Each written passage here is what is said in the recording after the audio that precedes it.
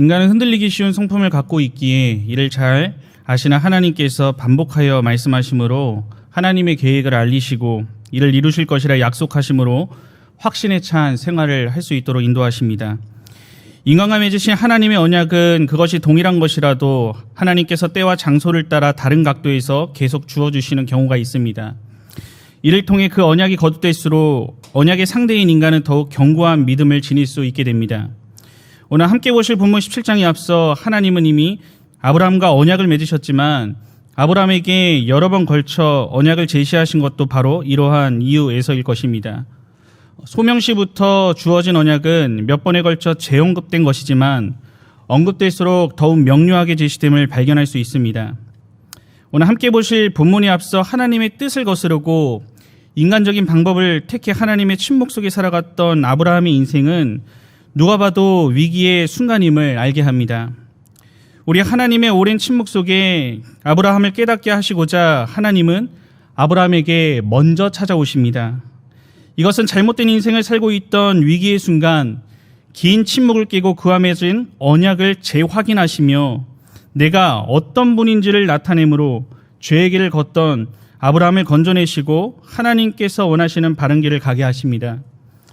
이러한 모습은 오늘날 하나님의 뜻과 다른 삶을 살아갈 때 언약을 성취하기 위해 우리에게 먼저 찾아오시는 하나님께서 언약 백성으로 불러주신 내가 어떻게 살아야 할지를 알게 합니다.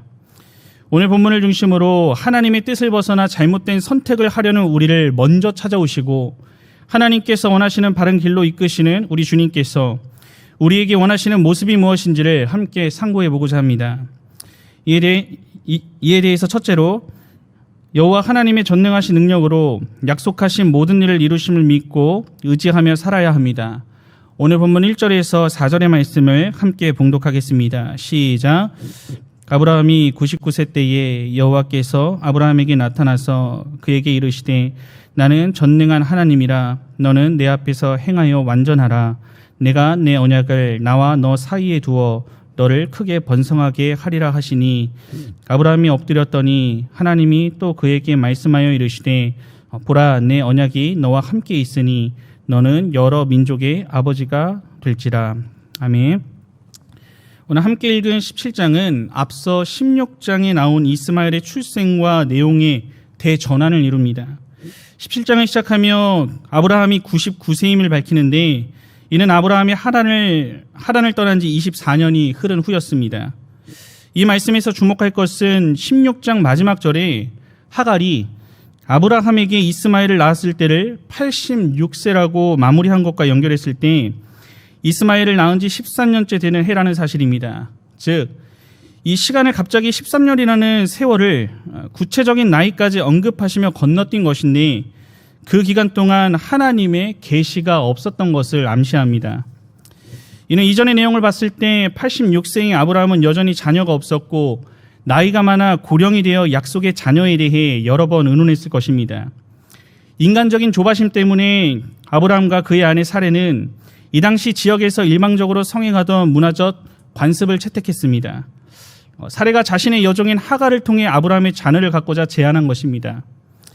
이에 이스마엘이 태어나게 됐고 그때가 86세였다라고 하는 말과 함께 긴 침묵이 시작된 것입니다.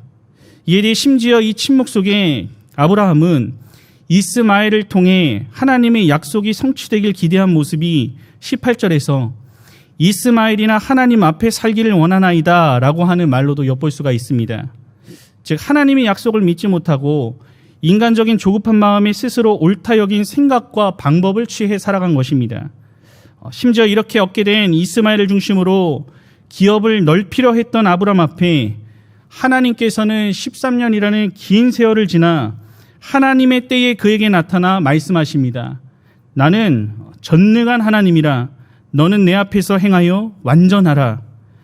이것은 잘못된 길을 걷던 아브라함에게 먼저 찾아오신 하나님께서 전능하신 자신의 속성을 먼저 소개하시는 모습을 볼 수가 있습니다.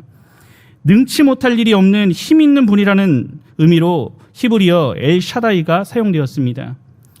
이에 대해 사실 온 우주를 창조하시고 모든 것을 통치하시는 하나님의 능력은 엘로힘이라고 하는 하나님의 이름으로도 충분하지만 오늘 본문에서 특별히 엘샤다이로 나타내신 것은 이 이름이 언약 백성과의 관계에서 한 번 약속하신 일에 대해 또 하시고자 하는 일에 대해 하나님께서 좌절하시거나 중단하시는 일이 없이 이루시는 언약의 신실하신 하나님이심을 나타내는 이름이기 때문입니다. 오늘 이렇게 스스로를 나타내신 하나님께서는 아브라함을 향해 너는 내 앞에서 행하여 완전하라 라고 말씀하십니다. 우리 모든 인간은 영화에 이를 때까지 하나님 앞에 완전해질 수는 없지만 완전한 자라고 칭함받은 노아의 모습과 연결하여 생각했을 때 어떤 환경에도 하나님의 뜻과 의를 추구하며 살아가려 애쓴 모습을 요구하신 것입니다. 이를 내 앞에서 라고 하신 것은 이전에 아브라함이 하갈을 첩으로 취한 것이 하나님이 보시기에는 완전하지 못한 방법이었으며 하나님의 땡에 하나님만이 제공할 수 있는 약속의 결과들을 너의 지혜나 욕심으로 얻으려 하지 말고 그 약속을 전능하신 능력으로 이루실 것을 확신함으로 하나님의 뜻 안에 언약 백성의 길을 이탈하지 말라는 책망이 담겨 있는 것입니다. 이러한 하나님의 뜻은 이어지는 2절에서 내가 내 언약을 세워 라고 하는 이 말씀에서 알 수가 있듯이 이 언약은 나와 너 사이의 쌍방 언약이 아닌 하나님께서 언약의 주체가 되어서 아브라함과 일방적으로 맺은 언약임을 알려주십니다. 우리 하나님의 약속은 사람 편에서 온전히 이행할 수 있는 능력이 전혀 없기 때문에 하나님께서 주체가 되어 그 전능하신 능력으로 완수하심으로 우리 아브라함 편에서는 이를 확신하고 신앙의 길에서 이탈하지 말고 그 때를 기다리며 완전히 행하는 일의 뜻을 알게 하십니다. 오늘 이처럼 하나님께서 약속을 성취해 나가실 때는 인간의 부족함에도 불구하고 약속을 주시며 이를 반드시 하나님의 시간에 맞춰 성취해 나가시는 분임을 알 수가 있는 것입니다. 우리의 인생에도 하나님의 긴 침묵을 겪게 되는 상황이 있습니다. 오늘 아브라함과 같이 하나님의 뜻이 아닌 세상의 방식과 생각으로 불순종의 삶을 살아갈 때 그럴 수 있음을 알아야 합니다. 우리 하나님이 내 삶에 침묵하신다는 것은 우리의 영적 침체를 의미하기도 하지만 하나님께서는 한 번 택한 자를 끝까지 놓지 않으시는 신실하신 하나님이시기에 말씀으로 우리 앞에 또다시 먼저 찾아오셔서 하나님이 어떤 분이신지를 친히 알려주십니다. 오늘 말씀을 통해 우리가 기억해야 할 분명한 하나님의 속성은 하나님이 전능하시다라고 하는 사실입니다. 능치 못하시거나 뜻을 이루지 못할 일이 없다는 것입니다. 이 사실을 잊는다면 우리에게도 현실은 그저 무겁게만 느껴질 것이고 하나님이 우리에게 기다림을 요구하실 때 이것을 기다리지 못하고 세상적인 방법과 생각으로만 하나님의 뜻과 방법을 벗어나 살게 될 위험이 있음을 알아야 합니다. 오늘 아브라함이 13년 동안 하나님의 만남이 끊어진 것은 물질이 없거나 세상 지위가 없거나 명예가 없어서가 아닌 하나님이 전능하시다라고 하는 믿음이 없었기 때문임을 알아야 합니다. 한편 이에 대해 우리가 오해하지 말아야 할 것은 우리 하나님의 전능하심은 나의 개인적인 욕구나 욕심에 이용될 이름이 아니라는 사실입니다. 내가 기도하기만 하면 사람의 힘으로 이룰 수 없는 일일지라도 하나님은 이루어 주신다는 것만 앞세운 채 하나님의 뜻은 뒷전에 있거나 나의 욕심을 하나님의 뜻으로 포장하여 하나님의 능력이 발동되길 원하는 상황입니다. 우리 신자는 하나님의 전능하신 능력이 우리에게 약속하신 그분의 뜻과 계획하심 안에서 이루어지고 나타남을 확신하고 내 욕심과 내 뜻을 내려놓을 수 있어야 합니다. 우리 하나님은 전능하신 하나님이 언약 백성으로 불러주신 나와 함께 하시고 모든 뜻을 능히 이루실 수 있는 분이기 때문에 나는 그 하나님의 뜻을 의지하며 산다라고 하는 신앙을 가져야 하는 것입니다. 하나님이 원하시고 계획하신 일이면 내가 아무리 원하지 않아도 그 일이 이루어져야 한다는 믿음, 하나님의 뜻이 아니면 내가 아무리 원해도 이루어질 수 없다는 믿음으로 사는 것이 신앙입니다. 이 때문에 우리는 약속하신 하나님의 능력을 그분의 뜻 안에서 찾고 나의 욕심과 조급함은 철저히 내려놓을 수 있어야 하는 것입니다. 오늘 이렇게 해야만 아브라함이 지은 죄의 모습과 멀어진 우리를 발견하게 될 것입니다. 오늘 아브라함은 전능하신 하나님이라는 한 가지 사실을 잊었습니다. 이를 잊게 되자 하나님과의 약속도 함께 잊혀졌고 하나님의 끝까지 믿음으로 의지하는 대신 내가 옳다 여긴 방법대로 살게 되었습니다. 성도 여러분, 어떤 상황에 있든지 하나님이 전능하시다는 사실을 잊지 마시기 바랍니다. 이를 확신한다면 그 믿음으로 전능하신 하나님의 그 뜻을 따라서 살 것이라는 것을 다짐하시기 바랍니다. 그분의 뜻이 아니면 내가 아무리 좋아도 버릴 각오로 살아가고, 또한 그분의 뜻이라면 내가 아무리 싫어도 그분의 뜻을 따라 살 것이라는 각오가 있기를 바랍니다. 매주 선포되는 하나님의 말씀을 그 뜻으로 삼고 하늘의 별과 또한 바닷가의 모래와 같이 택한 백성이 번성하게 된다는 약속을 쉬지 않고 그 능력으로 이루어 가시는 하나님 앞에서 완전히 행하시길 바랍니다. 삶의 현실이 아무리 엄중하고 내 힘으로 도저히 넘을 수 없을 것 같이 무거운 장애물이 내 앞에 아무리 놓여 있더라도 모든 것은 하나님의 전능하신 능력에 비하면 작은 것에 불과합니다. 우리 하나님께서 약속하신 일은 우리 하나님의 구속사 완성이라는 끝날까지 그 능력으로 하나도 이루지 못할 일이 없음을 확신하며 언약 백성으로 그 능력의 하나님을 굳게 의지하며 믿음으로 살기를 다짐하는 성도님들이 다 되시기를 간절히 바랍니다. 둘째로, 하나님께서 나의 신분을 친히 변화시켰음을 알고 이에 합당한 삶을 살아야 합니다. 오늘 본문 5절에서 8절의 말씀을 함께 읽도록 하겠습니다. 시작. 이제 후로는 내 이름을 아브라함이라 하지 아니하고 아브라함이라 하리니 이는 내가 너를 여러 민족의 아버지가 되게 함이니라. 내가 너로 심히 번성하게 하리니 내가 내게서 민족들이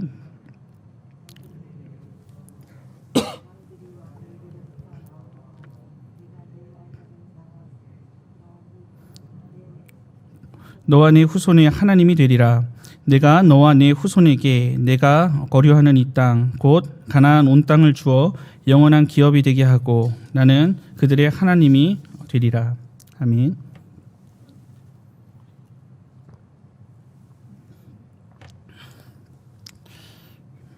앞서 아브라함에게 찾아오셔서 많은 자손을 약속하신 하나님께서는 새로운 신분에 맞게 아브라함의 이름을 바꿔주십니다. 내 이름을 아브라함이라 하지 아니하고 아브라함이라 하리니 라는 말씀으로 시작하여 아브라함의 삶을 정리하고 아브라함으로서의 새로운 삶을 살아야 할 시점이 됨을 알려줍니다. 성경에서 이름은 단순한 호칭의 의미를 넘어서 환경과 소원과 또한 가문과 사명 등과 같은 그 사람과 관계된 여러 상황을 반영합니다. 실제로 야곱이 이스라엘로, 시몬이 베드로로, 사울이 바울로 이름을 바뀌면서 이들의 생애는 전환기를 맞이함을 보게 됩니다. 즉 아브라함의 계면 역시 생애 중요한 전환기임을 알리는 메시지입니다. 이 이름의 뜻을 살펴보면 존귀한 아버지에서 열국의 아비 혹은 많은 자의 아버지로 그 이름의 뜻이 바뀌게 되었습니다. 실제 아브라함의 혈통을 통해 이스마엘 족속, 에돔 족속, 이스라엘 나라 등 많은 후손들이 나와 말 그대로 열국의 아버지가 됨을 성경의 역사를 통해서도 확인할 수 있습니다. 이에 대해 중요한 것은 이 아브라함이란 이름이 가지는 예언적 의미의 진정한 성취는 아브라함의 믿음의 후손들이 오늘날의 성도를 포함하여 하늘의 별과 또한 바다의 모래와 같이 많아진 데서 찾아야 한다는 사실입니다. 이는 아브라함의 계명은 하나님께서 그를 구속사의 핵심 인물로 지목하여 온 세계의 모든 택한 자들을 하나님 나라로 이끄시기 위한 원대한 계획을 가지고 계심을 나타내신 것입니다. 오늘을 살아가는 신자는 이 위대한 약속의 증거이며 우리 역시 하나님께서 친히 찾아오셔서 우리의 이름을 바꾸어 살아가게 하심을 기억해야 합니다. 우리는 사단의 종노릇하던 죄인의 신분에서 하나님의 언약 백성으로 바꾸신 사건입니다. 이는 우리를 향하신 하나님의 계획의 지극히 크심을 보여줍니다. 이 은혜를 누리면서 생애 전환기를 맞은 모든 성도는 온 세상을 향한 위대한 꿈을 지니고 잃어버린 아브라함의 자손을 돌아오게 하는 성도의 삶을 살아가야 함을 알게 합니다. 이에 이어지는 6절에서 8절은 아브라함과 맺으셨던 언약을 재확인하시는 장면입니다. 앞서 하나님께서는 아브라함에게 주신 번성과 열왕에 대한 언약이 결코 소멸되지 않고 반드시 성취될 것이라는 것을 7절에서 확정해 주십니다. 무엇보다 언약을 세우는 예식에 초점이 맞춰져 있지 않고 그 언약을 지켜가시고 성취해 가시려는 하나님의 의지가 담겨 있음을 볼 수 있습니다. 또 이 언약은 아브라함과 하나님 사이에만 맺어진 것이 아니라 하나님과 앞으로 태어날 아브라함의 후손들 사이에도 유효한데, 여호와 하나님이 아브라함의 하나님인 것처럼 그의 후손들의 하나님이 되어주신다는 놀라운 축복의 말씀이 담겨 있습니다. 무엇보다 이 언약은 영원한 언약이라 말씀하시며 이 축복의 종결이 하나님께 있음을 확증합니다.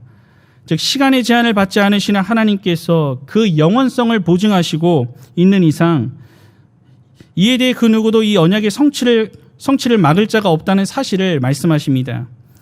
이 놀라운 은총은 이후에 구약의 여러 구절에서 계속하여 반복되고 있고, 또한 하나님의 백성들은 이 언약 덕분에 구원받아 찬란한 천국에서 영원히 하나님과 함께 동행하게 되는 귀한 은혜를 누리게 됨을 알 수 있습니다. 오늘 함께 하시는 여러분들은 성도라는 이름에 합당한 삶을 살고 있으십니까? 우리는 변화된 신분에 맞는 삶을 살지 못하면서 하나님이 주시는 복만을 바라보며 이 새해를 맞이하고 있지는 않은지 한번 스스로에게 질문해 보시기 바랍니다. 오늘 우리는 언약 백성을 통해 당신의 구속사를 이루시기 원하시는 하나님 앞에 내가 변화된 이름에 걸맞는 생각과 행동을 가지고 살고 있는지를 먼저 점검할 필요가 있습니다.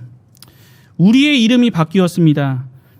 아브라함이 바뀐 이름을 떠올릴 때마다 하나님의 위대한 구원 계획을 통해 새로운 나라가 세워질 것을 생각했을 것입니다.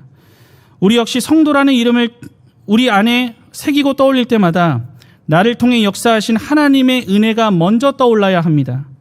내 이름 하나 가지고 살다가 아무것도 가지지 못하고 죽을 인생에 찾아오셔서 예수를 믿는 믿음으로 우리의 신분이 죄인에서 의인으로 여김을 받게 되고, 또한 거룩한 백성으로 살아가도록 성도라는 이름을 주셨음에 감사함으로 그 이름에 합당한 삶을 살아가야 하는 것입니다.